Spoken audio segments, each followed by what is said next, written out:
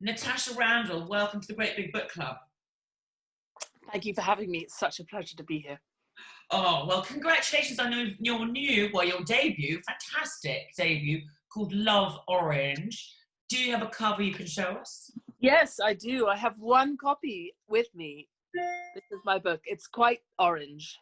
Um, and it's white and orange and not so thin either. It's quite a thick book. Anyway, it's the only copy I really have, which is amazing. But I love that old sort of retro cover. It looks like something from the 1960s.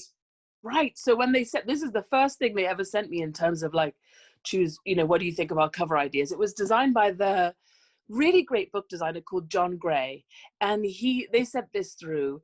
And I was like, that's great. Because to me, it also looks a bit like those sort of feminist tracts of the 60s and 70s that has that kind of vibe, which I love those undertones. But also, if you notice, like it just graphically, it has suggestions, because obviously in the book, an envelope is quite a big thing. So the fact that the title's falling out of the envelope is really graphically representative. And that's just also just so clever.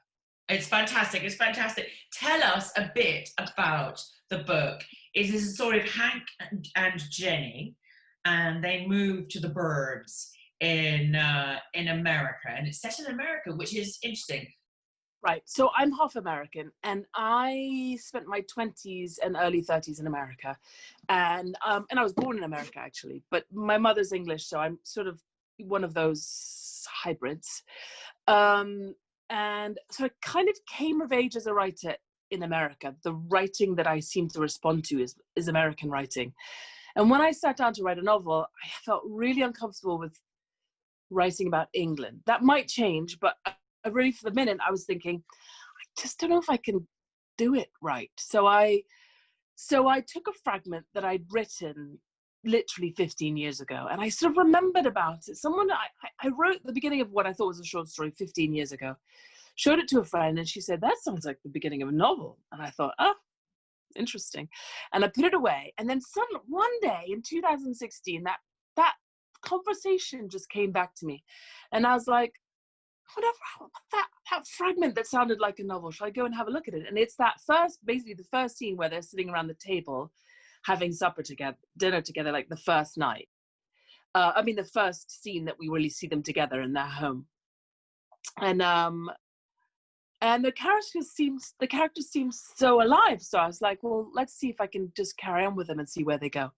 And that was how it all began. So it kind of accidental in a way. I mean, it wasn't accidentally set in America, because I'm, like I said, I have such affinity to America, but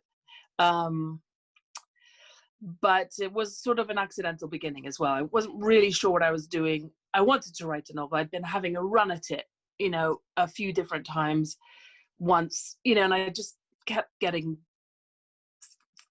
bogged down or lost in some thicket of tangles. I just really didn't get it right. And then with this one, somehow, since I already had the characters sitting there at the table, I sort of just picked them out, and I thought, well, what else is happening in your lives? And then this story sort of grew.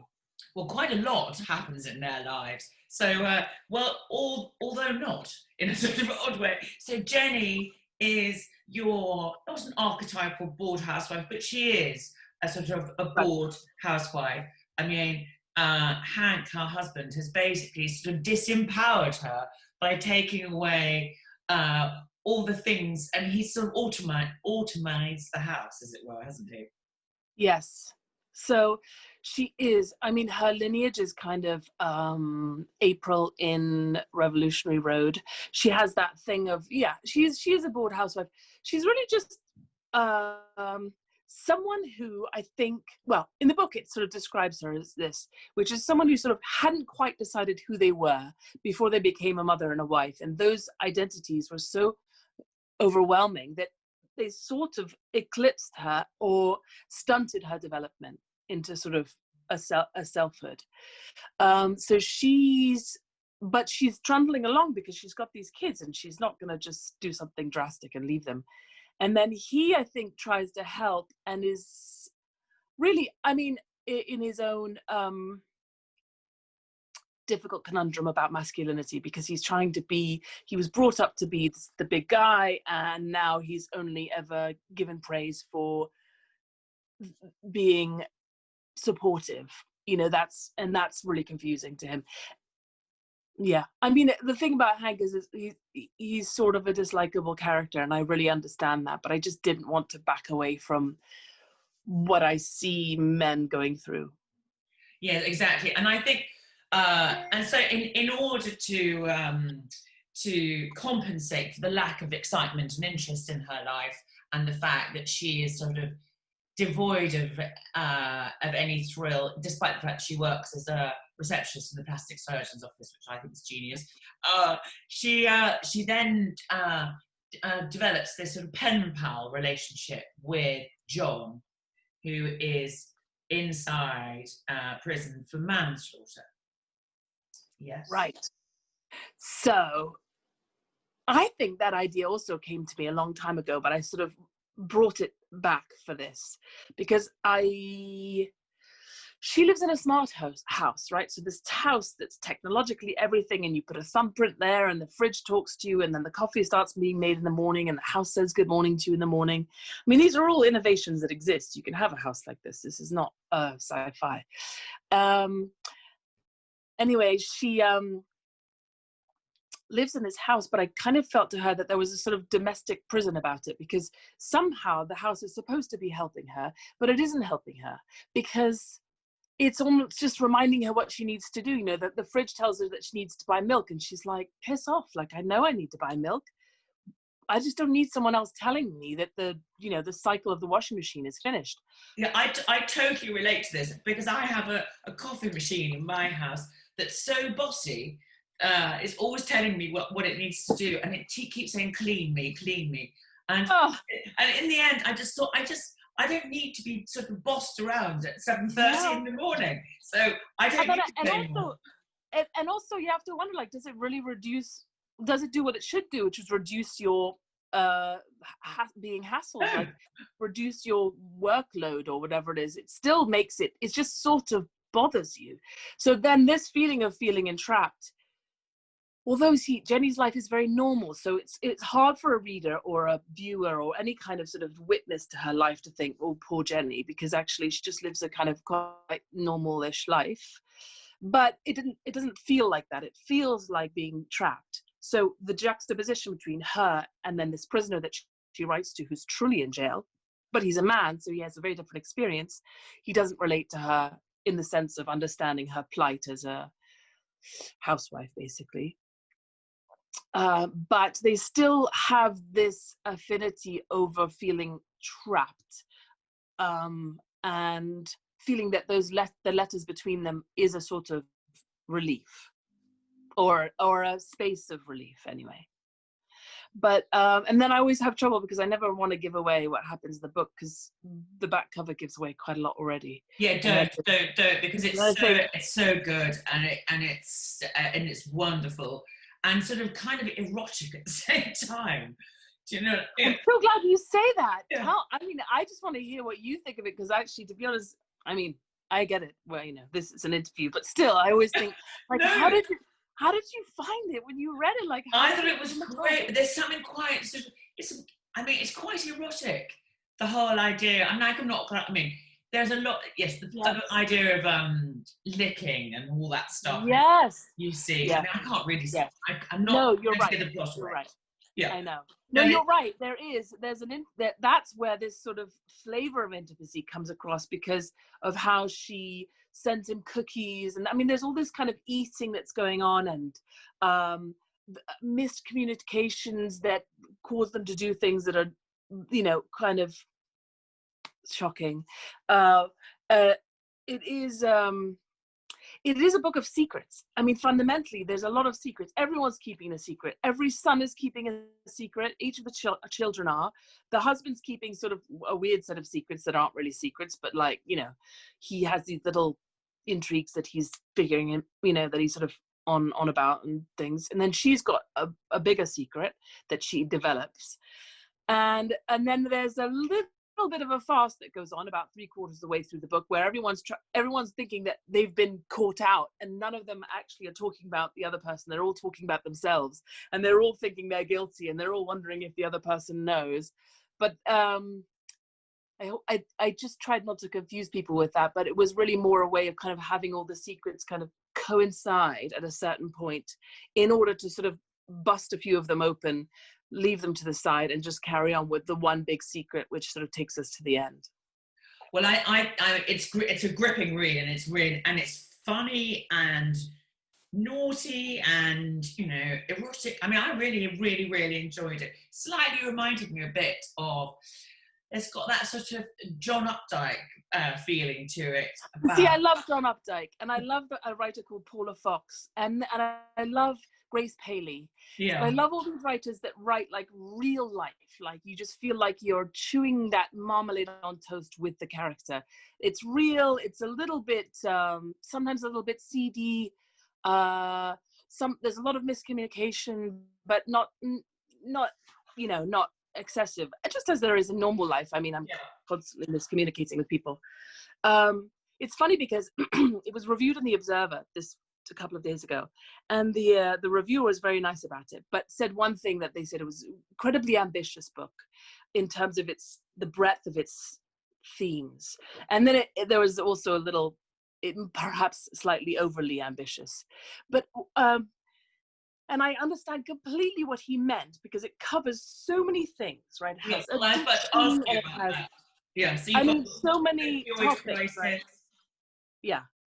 So you've got that, you've got the opioid crisis, you've got, you know, domestic, sort of noir, the idea of the nuclear family falling apart. You've got the two sons who are also very problematic, each of them with their own little problems, big problems, right. And the masculinity crisis and female identity. I mean, there is a lot going on. There's a lot going on, and I agree. And I did actually, you know what? I did want to write a big book, in the sense of, like, I wanted to see if I could capture some kind of totality. I wanted to represent, in fact, how it felt. I think how it felt for Jenny, in a way. Or what is a family? I mean, these are all subject. These are the lives we live. In your life, in my life, there's addiction, there's problems, there's big problems, there's friends getting divorced, or you getting divorced, or whoever getting divorced, and there's, you know, things, and there's mental illness and depression, anxiety, the pathologizing of children. These are in all of our lives. I mean, it could be that I chose to include a massive amount of themes, but that's not a massive amount when compared to what we live. We live with a massive amount of issues at every side. We're constantly having to weigh ourselves or our reactions against all of these things and experience them all. So I felt that actually, although it seems ambitious as a book, I guess I was just trying to have some kind of mirror onto life that reflected quite how heavy and how much there is going on in any one family. Well, you've done it very, very successfully, and with immense style. The writing style is really, it's great. It's gorgeously written. It's really funny. I mean, lots of sort of wonderful things. Like, I mean, the opening scene when she's with the realtor and she's driving around Bentonville, Right.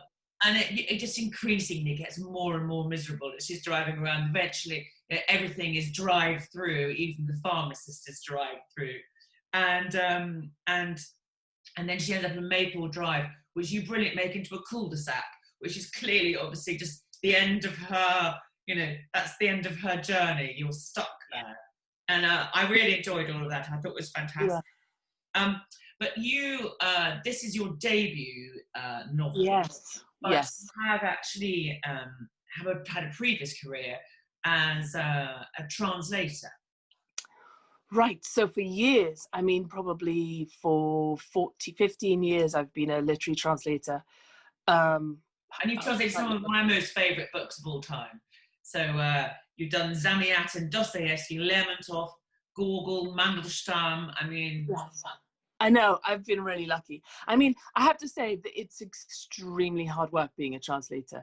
I I had to scale it back when I had children because it was actually, there was too many hours involved. It's extremely taxing work, and physically taxing too. You're sitting at the desk for hours and hours and hours, struggling over one paragraph, looking at the original, looking at a dictionary, scanning that for the page, looking at your text. Your eyes are moving all the time. It's incredibly tiring work. But I loved it. I loved it. It was really, once you get into the guts of a book, you are truly in some kind of magical kingdom.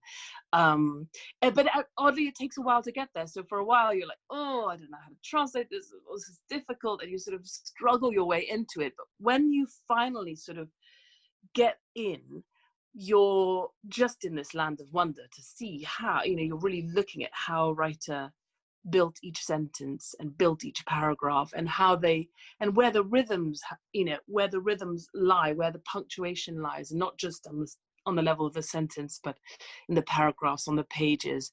And the first book I did was Zamyatin's We, which is this dystopian novel that, as you know, it's a lot like Brave New World, but it predates it by about 20 years. So it was written in 1921-22. And Brave New World and 1984 came out much later, and were incidentally quite likely inspired by We. Yes, yeah, I would say Yeah, very likely to be inspired yeah, very by likely. We. It's, I mean, we have no evidence that Orwell, and Huxley read it, but I mean, it's almost well, it's inconceivable that they didn't read it in some way. I agree with you. Anyway, but what an amazing book, because Zamyatin was really filmic, so he's really, his writing is very filmic. He was really into writing screenplays, so he had these beats, these really strong beats. Like every scene is just it's like you could see it cinematically. And so, in fact, there was a point where I was supposed to be writing the screenplay for the book, and there was at Random House in New York, they had a short, I think short relationship with Steven Spielberg's production company to do some things. Anyway, there was a moment where we were going to make it into a film, but then there had been this film Gattaca, which was quite similar. Anyway, the only reason I bring it up is because as a book to work on, it was so exciting linguistically. Just there's textures of it were so exciting. The voice is so strong, the story is so compelling, and it's the book that is really one of my, I mean, I love it almost the most in the world. And then of course I went on to do, yeah. So can I ask you, so do you think your translating has helped with your writing? Because it's so technical, translating, and creative at the same time.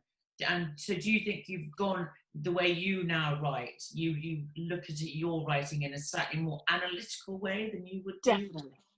Well, actually, it's funny because I sort of made a list of I was kind of thinking, like, what did I get from each of these things? Because Lermontov is a very different writer than Zamyatin. He's much more sort of romantic writer, and then Dostoevsky is a whole other kettle of fish as well. And then Mandelstam is obviously a poet, and then Gogol again. Anyway, all of these people have their tremendously strong idiom. What did I get from each of them? I mean, I can see things. Like I mean, a lot of my punctuation is very sort of Zamyatin-esque. A lot of the psychological stuff is very Dostoevsky in a way, although I don't go quite as dark as he goes. Lermontov played with perspectives, and my book has literally 4 perspectives that alternate the whole way through, right? Because it goes from each family member, and they sort of pass the baton. Even though it's in the third person, it still has this close, so look in on one person and then the look in on the next person as they follow the plot along. And that was very much what Lermontov did. Gogol, of course, I mean, the absurd. There's a lot of absurd elements to Love Orange. So I can see it. I didn't do it consciously, but these were, I mean, they were, the translations I've done were works in and of themselves. But at the same time, it was an incredible apprenticeship. You can see it that way, as an apprenticeship. And I I think couldn't I think of the needed best it. way to start writing than basically studying very, very intensely five of the greatest writers of the last 200 years. I mean, it's a very good apprenticeship. Totally. And actually, I think it's something anyone could do. I mean, I think when I try to write short stories, I sometimes just type out someone else's short story first to try to see how they did it. It's not quite as intimate as translating, but to type something out is also to experience it in terms of the generation of language. And you've been locked down in France with your two children. Have you managed to get any work done? Have you been doing any work up your mountain? Well, I've been writing some essays. I wrote an essay for the Yale Review. I've written various things. I have a piece coming out in the Times. I mean, really, I've only managed to do some writing of essays. They've just gone back to school, and I've just started another book, which has been brewing for a long time. I've been sort of also just trying to, I was supposed to start it in February, and I had been all ready to start, but it was not possible with the children around. Along Not, similar lines, yeah, or set in America still? I think set in America still, and along similar lines in the sense that um, I don't know that I do this so necessarily on purpose, but there's a sort of distance between the reader and the subject, which is a dangerous thing to do because you don't want to create distance between the reader and the matter of the book. But there's there well, I'm just hoping it has a lot of heart, but it still makes some kind of comment on the way we live. And do you have a title for it? No, I don't. And actually, to be honest, I don't. I think you just whack a title on it and then you just wait till it's finished, or you give it to an editor, because invariably an editor is going to change your title. So you might as well not get too attached to it, as far as I can tell. And so was Love Orange not your title then? Was that your publishers? No, so the family in the book is called the Tinkleys, which was really also just a name that I made up as a placeholder. I just thought, oh, I'll just give them a surname. Like, wow, you know, I have these really playful moods, so I just thought, I'll just give them a surname. I'll call them the Tinkleys, and then that stayed. And then I was calling the book the Tinkleys, and when it got sold to John Riley at River Run, it was called the Tinkleys, and he was like, I mean, a funny and interesting, and my agent loved that title in a way because it had a sort of strange and funny quality to it. But he was like, let's talk about what's in this book, though, really what's at the crux of it. And Love Orange, originally we had, I think, Orange Love, and then he just switched it to Love Orange one day without asking me, and then we were like, fine, let's do it, that's great. I just thought, that's actually quite a good title, let's do it. So you had the fortune or misfortune of being published on Super Thursday with 650 other writers. I know. I mean, that was 600 hardbacks, which is a lot of hardcover books. And I know a lot of them were academic books, but in fact, plenty of them were trade books, and review space was very, very squeezed. And so is the space on tables and booksellers. And I just felt for everyone in the industry, there was a lot of consternation. But I think people tried their best. You know, a lot of papers and a lot of media outlets really tried to just squeeze in as many smaller books as they could. But it was a very uncomfortable thing to do, because not least you're publishing a book in a pandemic, and there's not a lot of footfall in bookshops, and everything's happening online. And if there's just books being thrown at people online constantly, then I think it's very hard for readers to know what to choose. So yes, it's been interesting, but this whole year's been interesting. You just couldn't make it up, really. No, that's true. That's true. But all I can say is, having read it, it's the most fantastic book. I thoroughly enjoyed it. it's beautifully written. I really, really, really enjoyed the writing as well as the storytelling. So honestly, Natasha, congratulations, and thank you so much for coming on the site. Thank you so much. It's been such a pleasure talking to you. Pleasure.